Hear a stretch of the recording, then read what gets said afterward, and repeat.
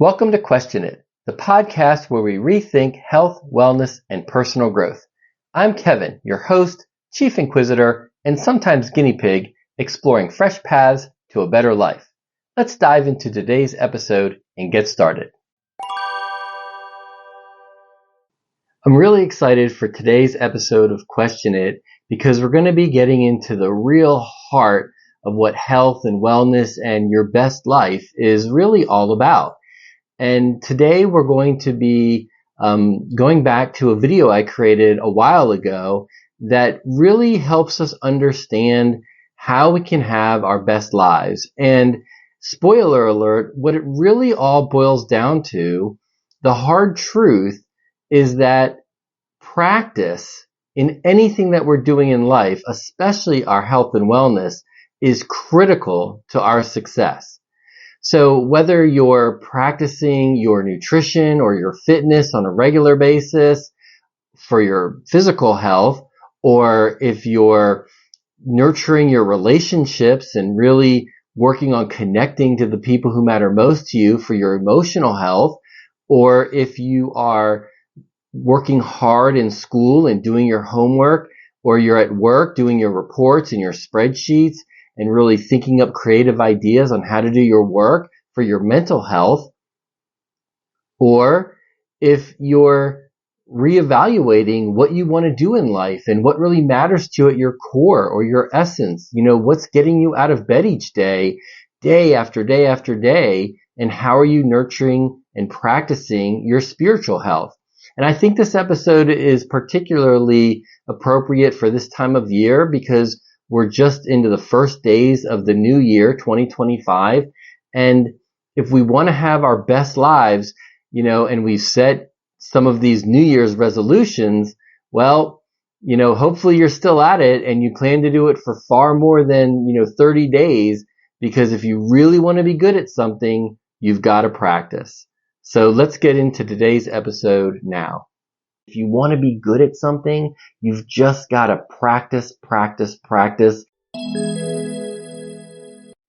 So personal growth has been a hobby of mine for probably 30 years now. I mean, you might even call it a passion.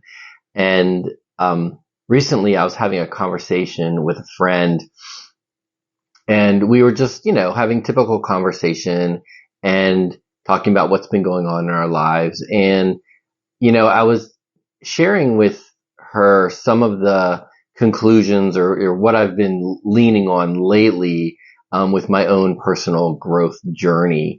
And again, when I talk about personal growth and it being a passion of mine, really what my goal and really what this channel is about, my goal is I'm just trying to make my life easier and happier. And then whatever I've learned over the years, over the decades, I want to share that with you all, and maybe it'll help you guys live an easier and happier life in some way. I'm not claiming that I have all the answers, but I've definitely come up with a few, I feel like pretty insightful, ideas and practices, and they've worked for me, and maybe they'll work for you. So I just wanted to have a little conversation, try to keep it a little bit more casual. I'm still finishing my coffee, and I love using this little cup and saucer as opposed to the big mug. It's just something that I enjoy, and it just makes my day a little bit better. And again, those are the kind of things that I'm talking about for personal growth. Just little things that make your life better for you, and everybody's got their own different ways of making things better. And what works for you might not work for someone else. Some people, getting up at 4 o'clock in the morning and getting their day started, it works for them. But just because someone like Tony Robbins does that doesn't mean it's going to work for you. Getting up at 4 o'clock in the morning doesn't work for me, unless I'm going on like a big hiking trip that I'm super excited about. Anyway, so what I've been leaning on lately is just how critically important practice is. As I go through all these different ideas and things in life for health and wellness and work and play, it all comes down to practice. If we don't practice, nurture, whatever it is we're trying to do on a regular basis, it's really just going to be for naught. I can't really think of any one and done solutions out there. I mean, okay, if you have a bacterial infection, you can take an antibiotic and that's going to, begin to clear things up within like 24 hours, but you have to take the full 7 or 11-day course of it. But there really aren't that many one and done solutions out there. And when it comes to your health and well-being, I can't think of any one and done solution. I mean, you have to drink water every day. You have to eat food on a regular basis. And, and, I'm getting older. I'm in my 50s now, and I can tell I've lost muscle mass, and I've been watching more and more videos about gaining muscle and everything. And there's so many individual, do this routine, do that routine, eat this, eat that.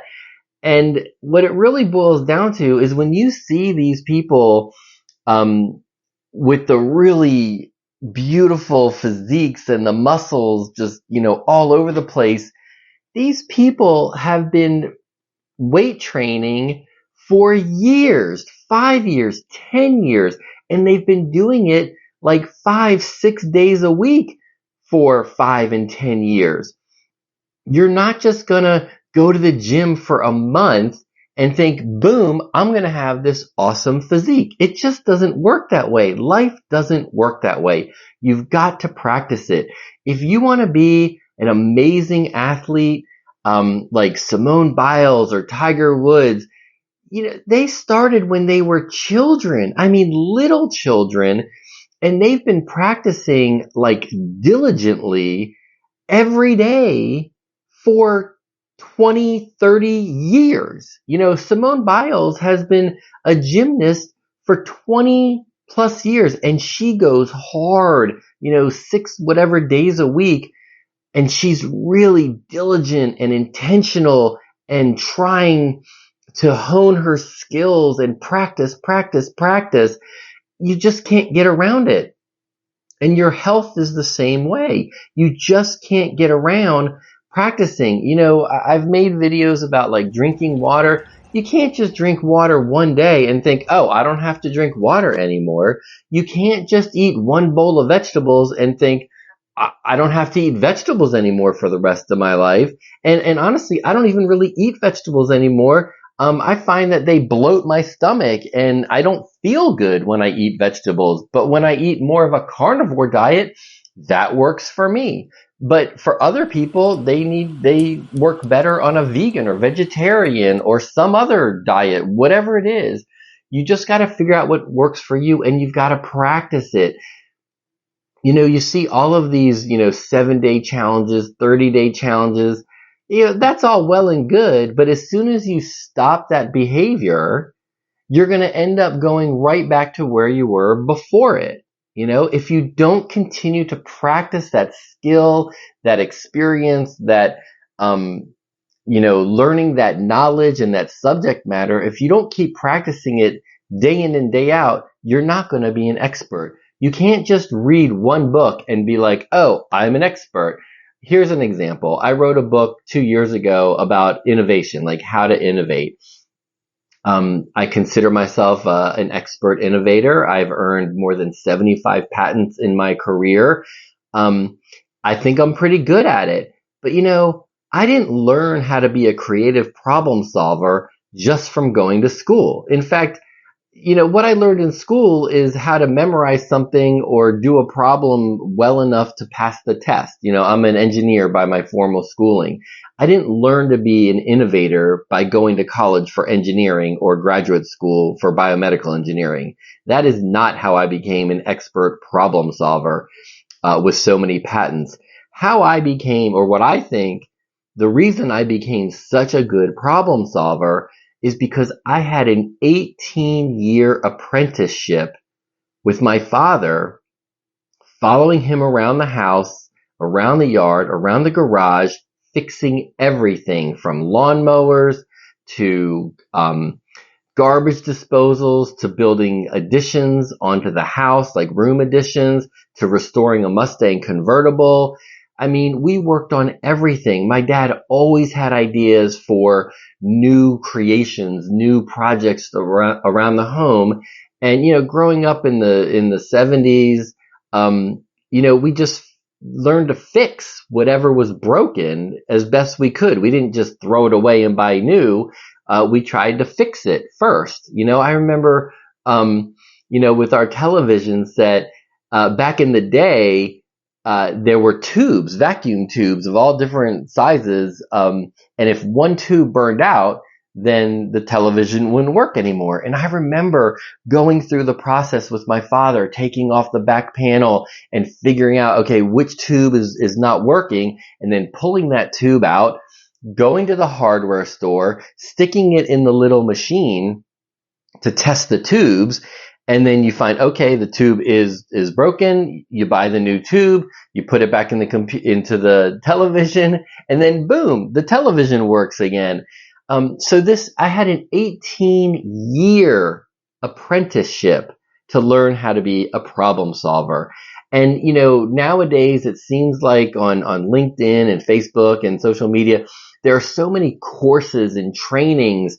And it's like we think that if we take one course or go to one training, then boom, we're going to be the expert in that.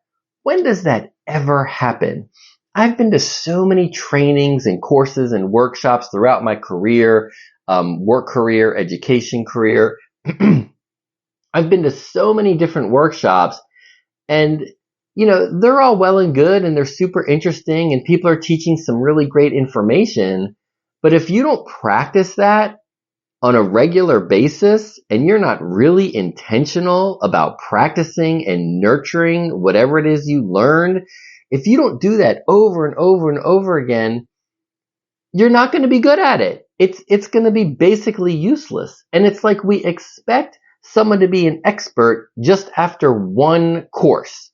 Like, oh, I got this certification and boom, now I'm an expert at it. No, you're not. You might have been exposed to the information, but you are not an expert. Let me tell you, that is just not going to happen. Okay, maybe there's an exception to the rule, but I really doubt it.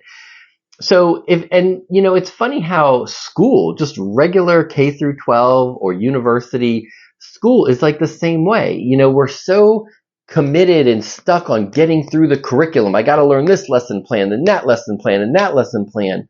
When do we ever really give students time to practice and nurture that skill? Whatever it is that we're learning, addition, subtraction, reading, writing, when are we really practicing that skill? It seems so rare because as soon as we learn it, we're on to the next one. As soon as you pass the test or take the test, you're on to the next bit of curriculum. Now, some subject matter can be cumulative, so you sort of get the practice over time. But if you don't stick with it, I can't tell you how many semesters of calculus that I went through in college. Calc 1, Calc 2, differential equations, boundary value problems. So much math. And I got to my career, and I started my career designing total joint replacements, like total hip replacements for, like your grandmother or something, total knee replacements. And I didn't need to use calculus at all. There was one time about 2 or 3 years into my career where I saw an application. I was like, oh, I can solve this problem using calculus. And I did. And it was amazing because calculus is incredibly efficient when you really know how to use it.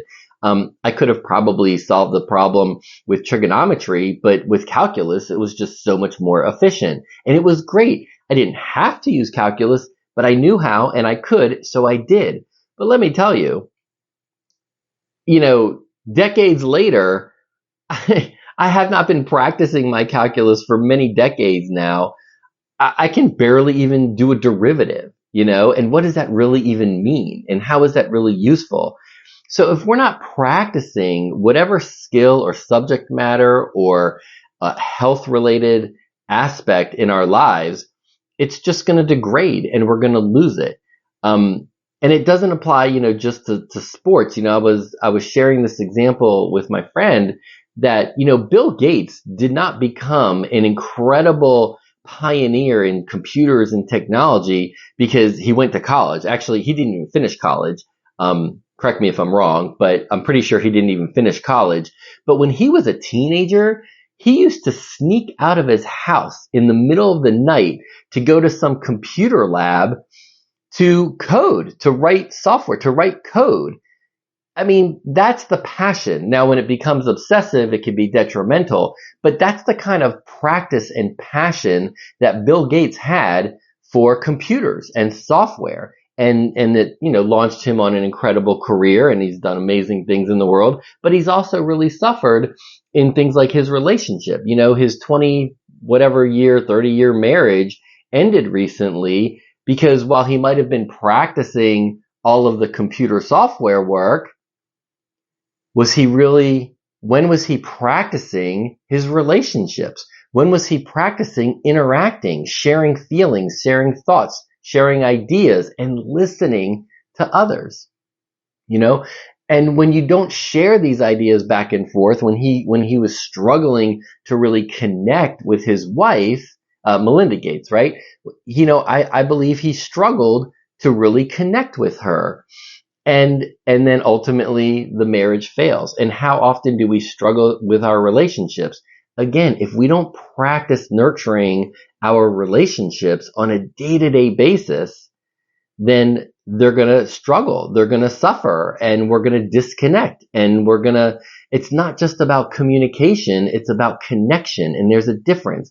It's not just about socializing. It's about connecting, really feeling heard and understood and valued as a person. You can be in a room full of people at a party, at a family gathering for Thanksgiving or Christmas or something, or in a classroom with a group of, 20 other students and a teacher. And you could be socializing, but if you don't really feel heard and understood, then you're not going to be connecting. And then that gets into emotional health, which is something I'll talk about in another video.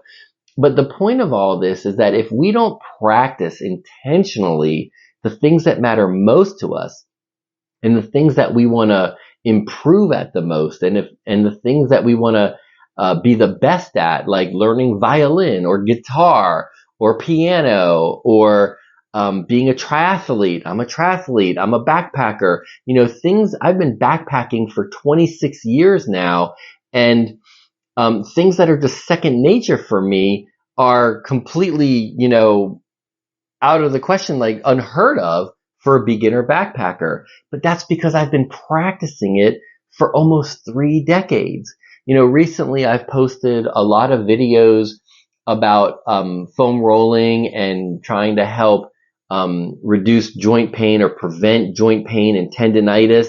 And the reason that I've made all these videos to help with different joints around the body is because I've been practicing for 23 years how to be injury free. And, if you watch those videos, I say, several times that I'm a 23-year injury free Ironman triathlete. And then I've taken all that experience and knowledge, and I coach athletes now, and that's just a side hustle for me.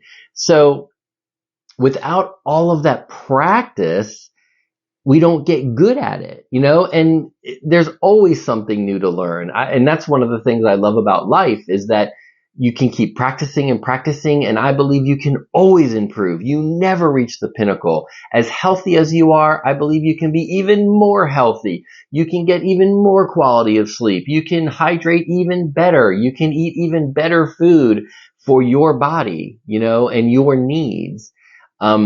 And the funny thing about it too is that things change over time. When I started in triathlon, I really enjoyed using gels as my nutrition, during my activities of, biking and running and so on. But then I morphed over into wanting solid food and not gels. And then I morphed into wanting just liquid nutrition. I wanted to be able to drink all of my calories and hydration, of course.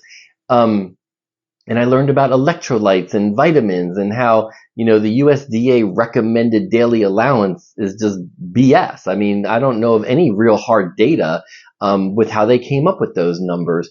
So you got to find what works for you. And if you want to be good at something, you've just got to practice, practice, practice, learn more, optimize, and do the best that you can for your goals and your needs.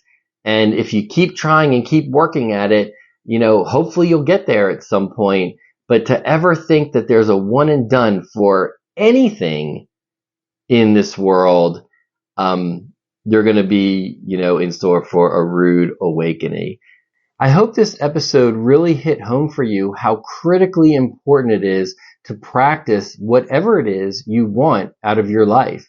Every day, hour after hour, year after year, if we're not practicing the things that matter most to us, well, they're just not going to go as well for us. So if we want to have our best lives, our healthiest, happiest, most well lives, and have the best interaction with the people in our lives, then we're just simply going to have to put in the practice day in and day out.